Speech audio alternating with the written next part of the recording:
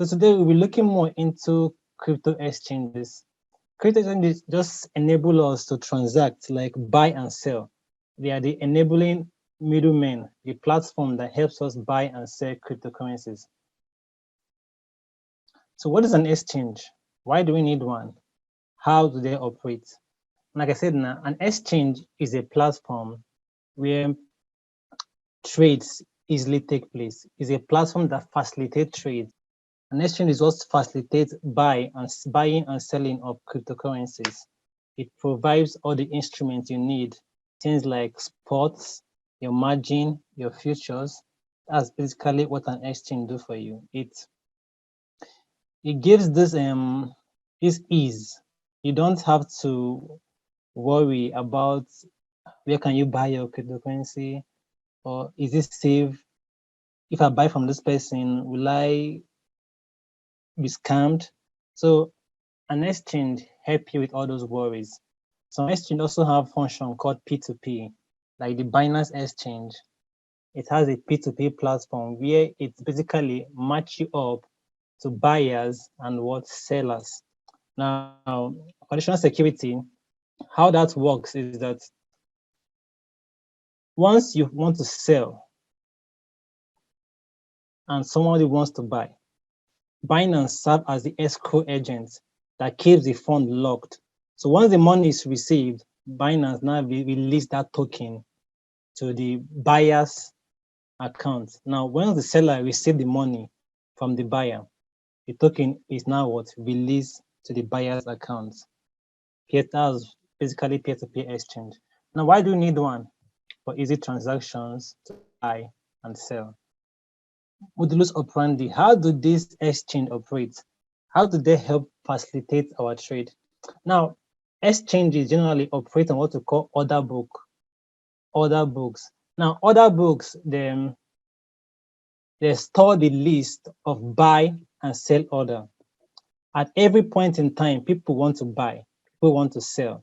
Say, for example, I want to buy 20 BTC, 20 Bitcoin. My details will be on the order book. So if someone wants to now sell 20 Bitcoin, what happens is that this exchange work, they have what we call order book. On this order book, it contains a list of the buy and sell orders at various times. At varying time, it contains all the list of the buying and selling order. So using specialized program, they match the buyers to the sellers.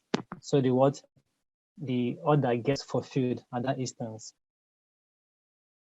So we talk about terminologies. Now, if you want to stay long in the crypto exchange or in the crypto society, over time, you get to pick up on common terms, things like slippage, stable coin, liquidity, market order book, limit order, volume. These are things you need to know about because it can get so confusing. You have to be aware of these things. Because obviously, I believe liquidity plays a huge function in what crypto exchanges. Now, what is liquidity? Liquidity is the speed or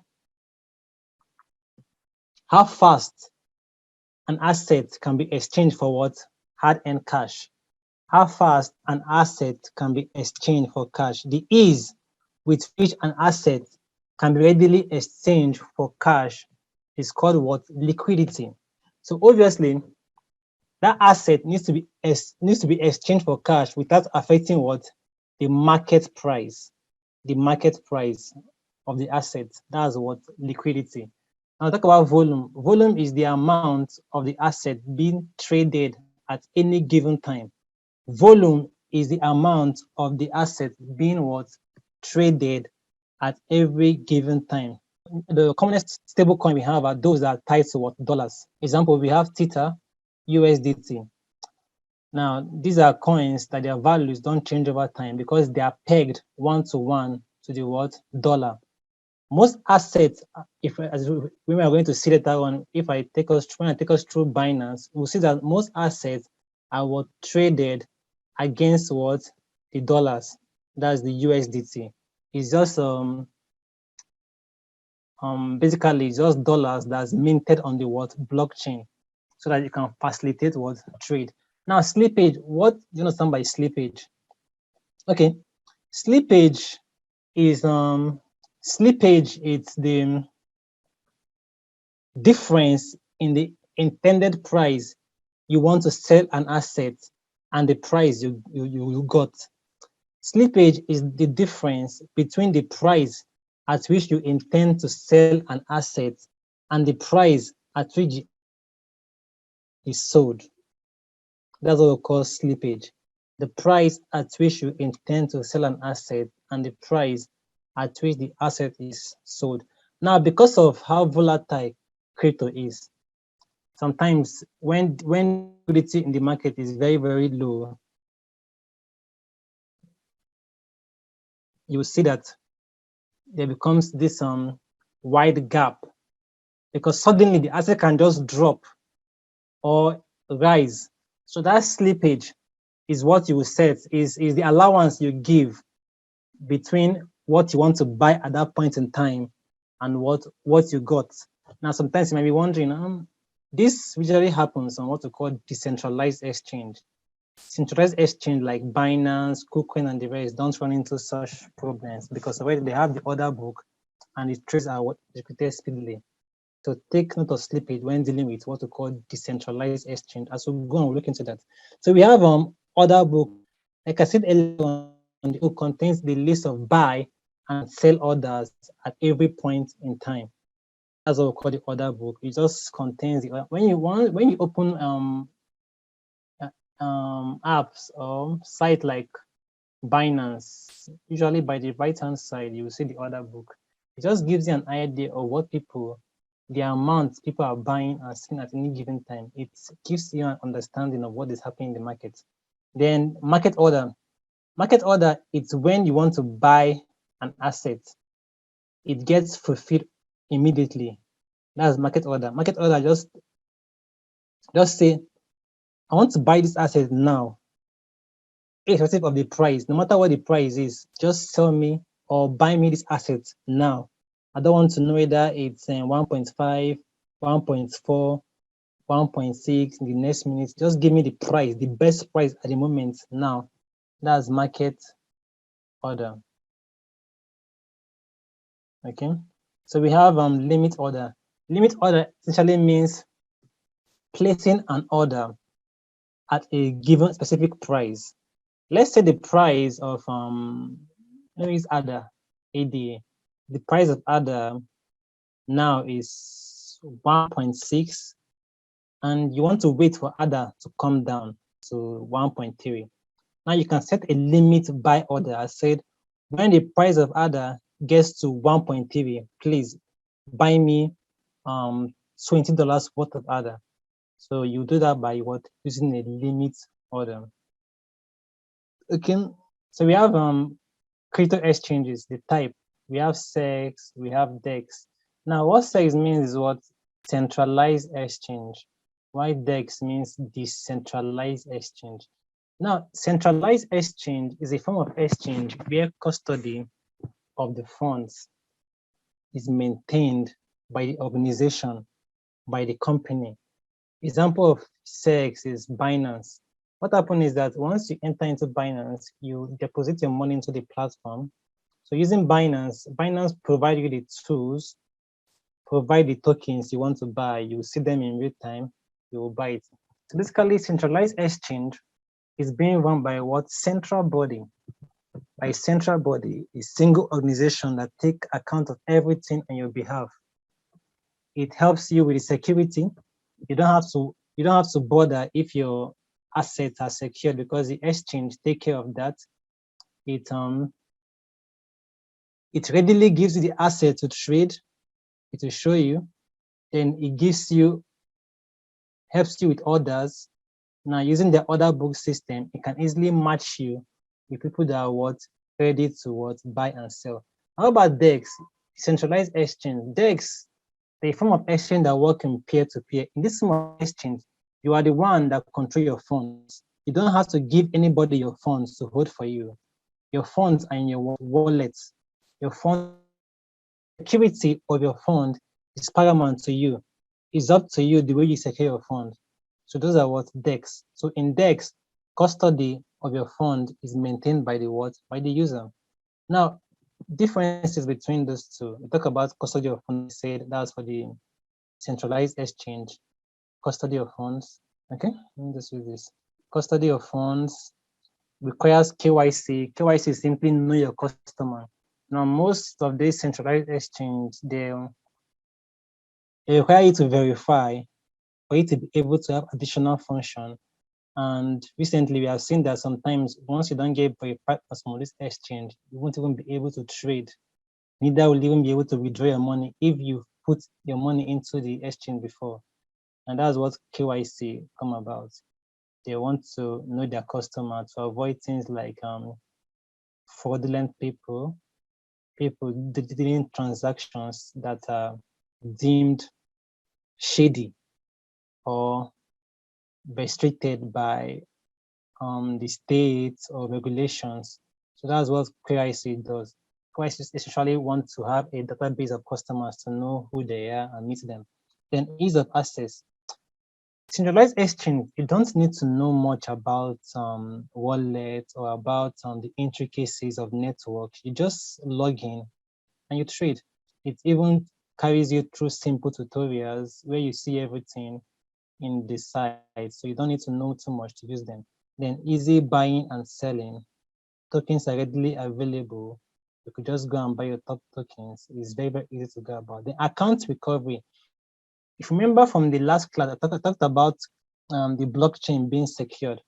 If you have a wallet and you lost your private key, now wallet makes use of what we call private key and public key. Private key is what enables you to have access to your wallet, while your public key is the address you share to others if you want them to transfer funds to you. Now, once you lost a private key in terms of wallet, just forget it. You are as good as lost. Your asset is as good as lost. You can't recover it. The company that produced the wallet can't help you recover it. So it's final. But with centralized exchanges, account recovery becomes easy through your email. You can just reset it. Then high liquidity. Now, because of centralized exchanges, they are like 90% of all crypto trades happen in centralized exchange. They have what? High liquidity. At every point in time, when you enter centralized exchange, you'll be sure that there's somebody ready to buy and also sell to you. So they have high liquidity and also have high volume. Now they are free from rug pull. What does mean by rug pull? Now rug pull happens mostly with decentralized exchange, what we call a pool. Now, when you want to trade, actually trading against the pool. The pool is just simply means where, let's say, a large sum of money is gathered somewhere. Then everybody come, you trade, you pick the one you want to buy and sell, you pick. So rug pool means suddenly the people that created that pool, that have large amount of that pool, let's say the owners of the project. Let me give an example. Let's assume Shiba Inu wants to do a rug pool, and now the creator of the contract, the Shiba Inu, just suddenly drain all the pool in the fund, leaving people with token not being able to sell. That's what we call rug pool. It just means that the funds are drained, no more funds in the pool. Then people can no longer sell. Then the price basically just drop. Sometimes it drops to zero, like we saw in the Squid token, when people can no longer sell and the token price radically drops. That's what we call rug pull. So it's open to trade manipulations. Now, because centralized exchange, their central body, you don't know what goes on within them. Just like you don't know what goes on inside CBN, you don't know what goes on inside First Bank headquarters. Similarly to the issue between them, if you follow the Nigerian news, I think Innocent and GT Bank.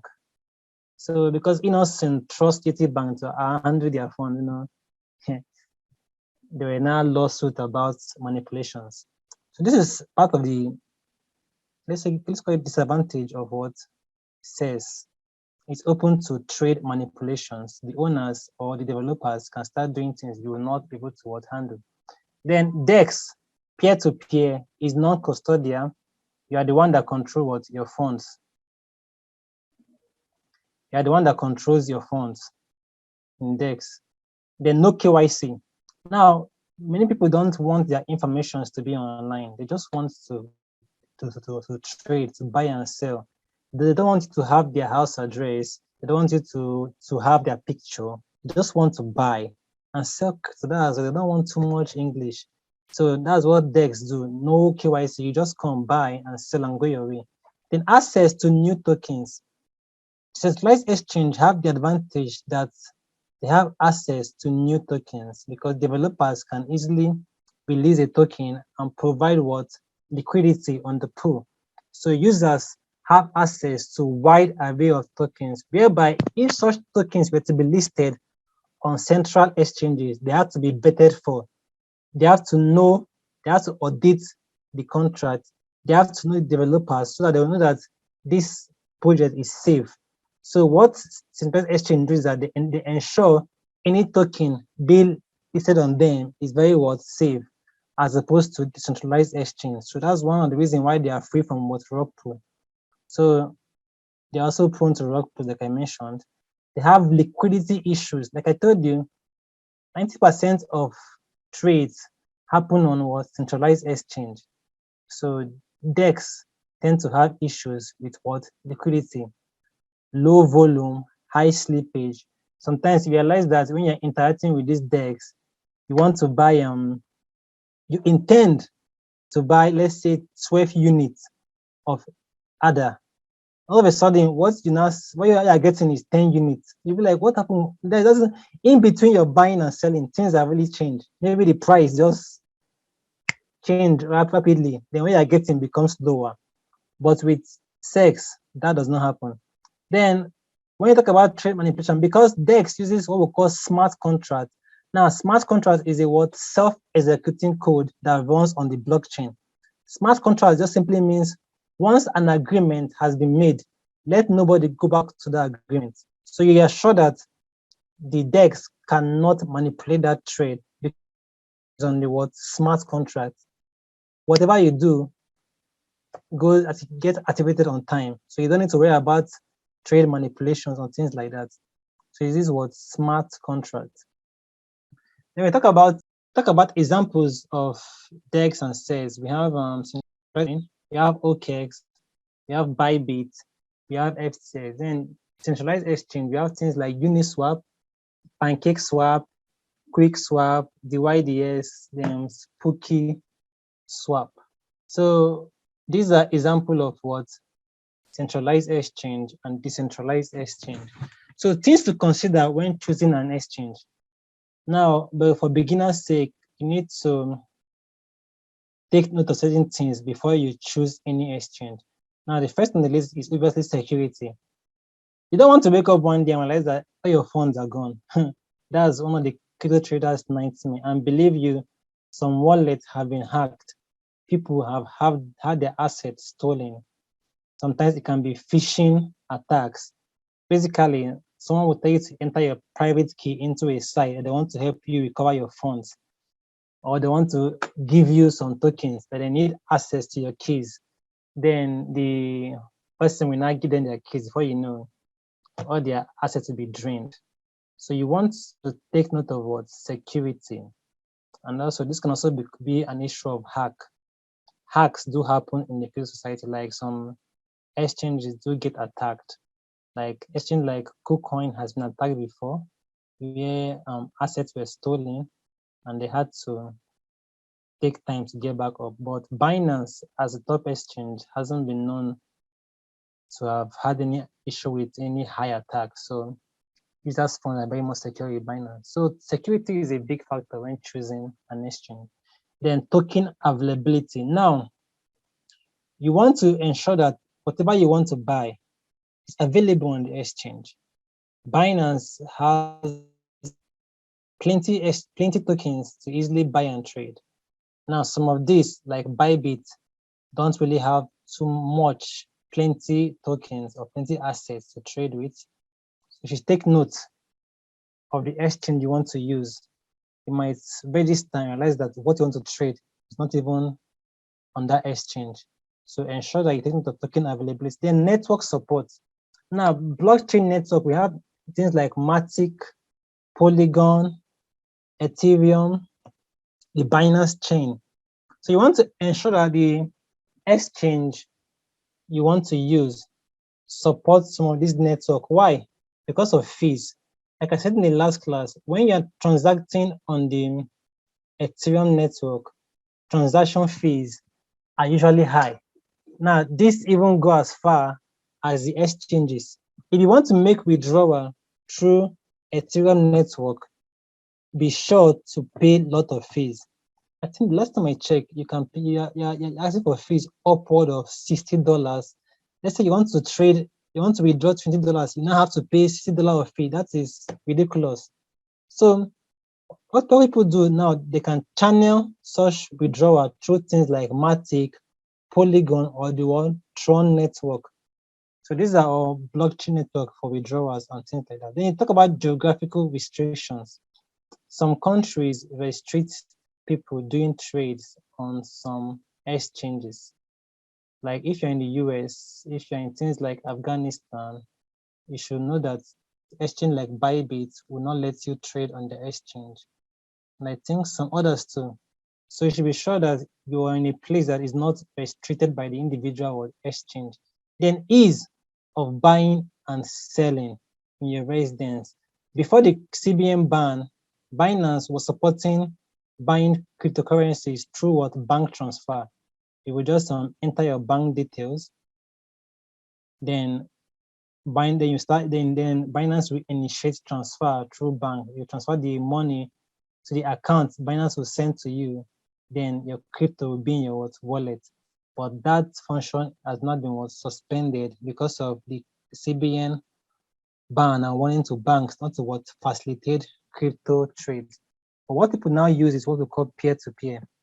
Peer-to-peer trading is available on Binance. Some exchange don't have peer-to-peer. Exchange like Bybit don't have peer-to-peer trading. So peer-to-peer simply means someone in Nigeria mostly for safety is tied to is region specific. Let's say you have Naira, you want to buy Ethereum, you have cash at hand.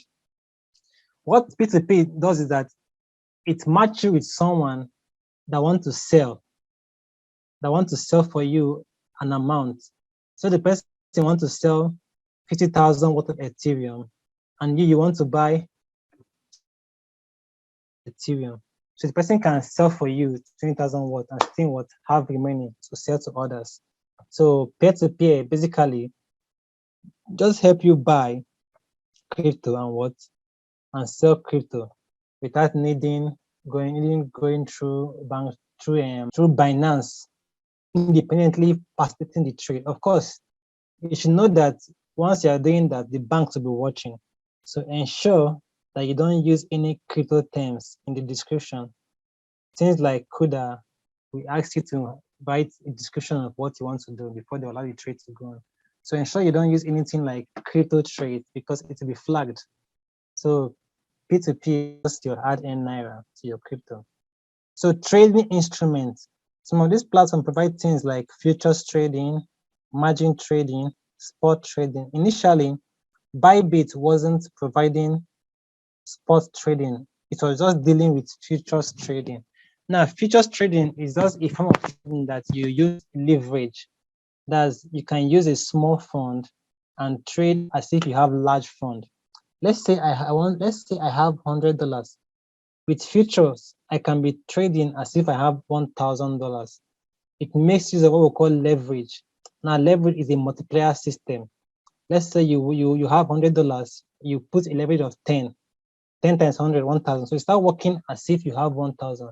Any profit you make will be as if you're making a profit on top that 1,000. Now, it should now be added to your initial 100. So it might not seem easy to understand, but over time, I should look into futures trading, understand that better. So let's look at okay. So example is the last one. Then I want to quickly go into the Binance exchange and show certain things. So before I continue, any question? Please ask the question. You go to trade and go to advanced.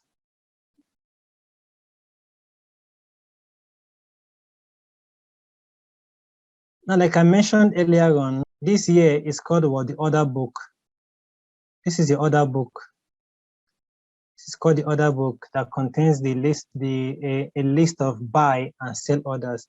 Now, these are the sell orders you are seeing here. These are the what? Buy orders. These are the sell orders. These are the buy orders. Now, this is the chart.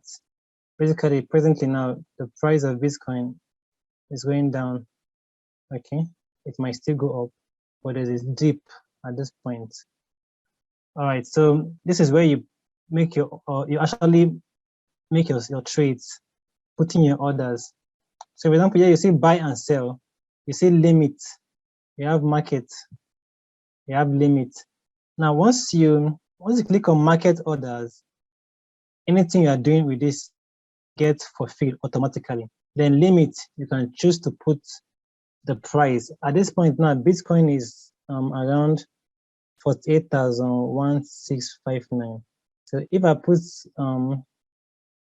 43,000 and click on the amount, I don't have money on this account for now. And if I said I want to buy the full worth of my money at $43,000, what happens is this: once the price of Bitcoin drops, once the price of Bitcoin drops to 43 should be around here. 43 is somewhere around here. Okay, around this point here will be your 43 is around this point here. So what happens is that once it reaches 43, my order gets what executed. But if you have to use market order, you just put the amount, full amount or half, and click on buy BTC. So immediately your order will get what fulfilled. And that's about buying. And same thing goes selling. The limit, same, you bought Bitcoin that for 3,000. You want it when it's reached to sell, and you put the price here, 54,000. Then you sell all your BTC. Then what? Sell. So using limit, once it gets to 54,000, it's going to what? Sell. But if you use market, it's going to now sell at what? 48,237. So market has the advantage of making you sell the asset immediately. So for newbies, it's advisable you use what? Market orders when dealing with all those what? Trades. Now,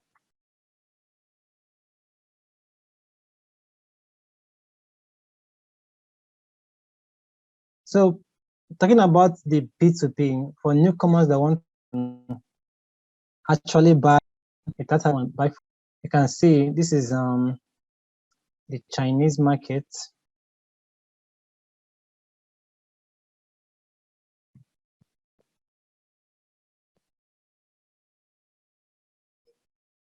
So I changed it to what? Naira.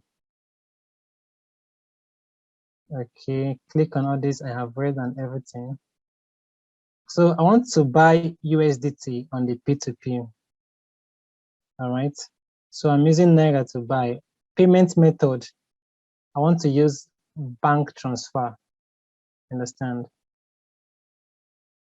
All right. So now you can see the available amount. So now the current rate is 567, and this person, he has what?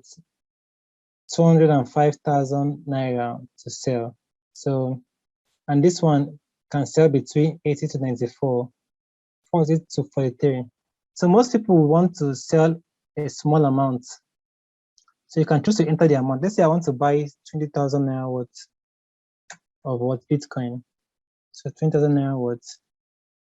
So you search. So now you see everybody that wants to sell. So now they will sell for you at that price.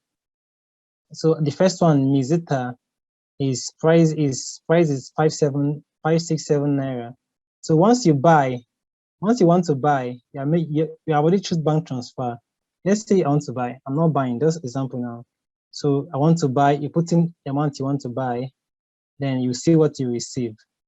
You actually execute the trade. So that's it about I'm not really buying. I cancel that. So that's basically about P2P and using the Binance exchange. So quick source. So this is an example of your decentralized exchange. You can see it looks different from the centralized exchange. Basically, you just swap. This is on the Matic network, and this is what we call centralized exchange. Just select a token, Matic, any one of this token you want to buy, either is ANRX, then select the other one. So basically, exchange ARS for AVE. Matic. I want to exchange Matic for AVE.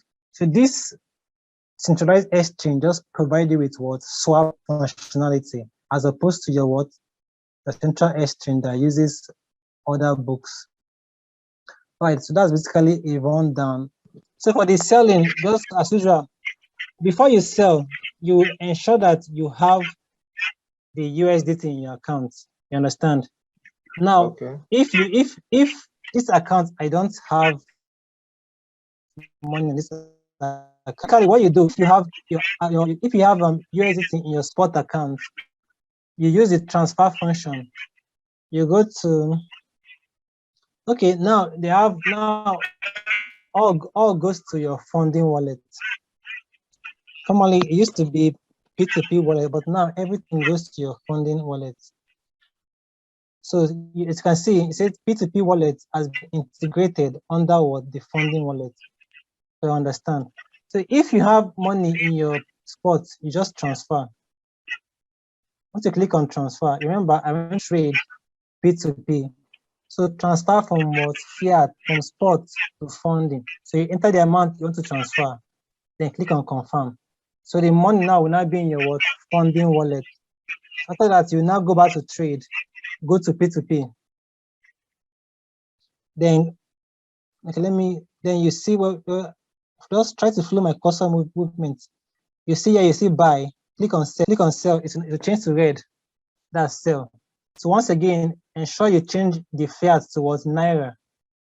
Then the payment category, use bank transfer. Just use bank transfer, it's okay. Use bank transfer. Then enter the amount of USDT you want to sell. Personally, I don't use, okay. I like to use USDT.